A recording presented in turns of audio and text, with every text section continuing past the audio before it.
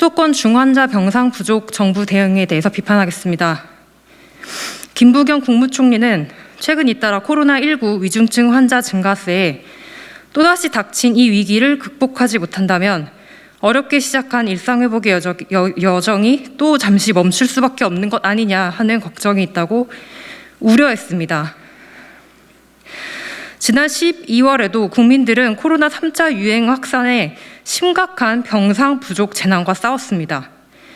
유례없는 재난 상황임을 감안한다고 해도 이미 한 번 겪었던 일에 대한 경험과 해답이 있음에도 미적되어 온 정부의 이런 무책임한 우려에 국민들의 불안감은 커집니다. 코로나19 위중증 환자의 증가로 서울의 경우 중환자실 가동률이 3일째 80%를 초과했고 경기와 인천도 비상계획 검토를 위한 긴급평가 기준인 가동률인 75%를 넘은 상황입니다. 김부겸 총리는 무엇보다도 부족해진 병상을 신속하게 확충하는 일이 우선이라며 의료 현장에 필요한 인력과 장비를 발빠르게 지원하겠다 했습니다. 압니다. 정부는 이미 병상 확보를 위해 2차례나 행정명령을 내렸습니다. 그런데 오늘과 같은 사태가 벌어진 이유가 있습니다. 의료연대 본부에 따르면 지난 10월 29일 발표된 코로나19 단계적 일상회복 이행 계획 중 의료, 방역 대응 추진 방향에서 그 가이드라인에 따른 간호 인력 충원에 대한 내용은 제외돼 있었습니다. 소잃고 외양간을 고치는 상황입니다. 예상된 재난을 감당할 국민들의 안전을 또다시 경무로 하루하루 버티고 있는 의료 인력에게 위태롭게 전가하는 이런 상황을 예상하지 못했습니까?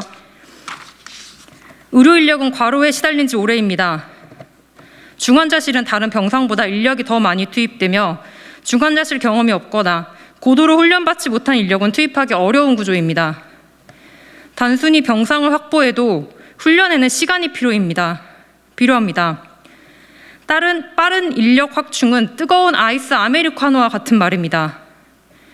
정의당 심상정 대통령 선거 후보는 위드 코로나 체제가 시작된 지 5일 차인 지난 5일 이미 국립중앙의료원의 위드 코로나 대응 공공의료 및 보건 인력 확충 현장 간담회에서 내년도 예산안의 핵심은 위드 코로나 예산이어야 하고 특히 그중에서 공공의료 확충이 1순위여야 한다.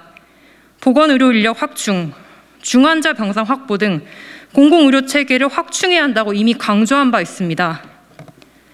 언제까지 보건의료 인력의 경무와 과로에 기대어 국민의 생명을 담보로 위태로운 방역 눈치 게임을 하게 할 것입니까? 경제 10위 선진국 맞습니까?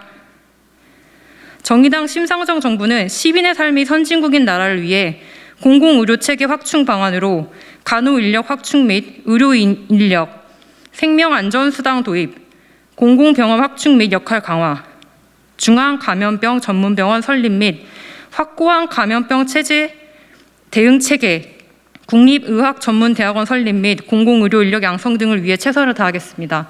브리핑 마치겠습니다. 감사합니다.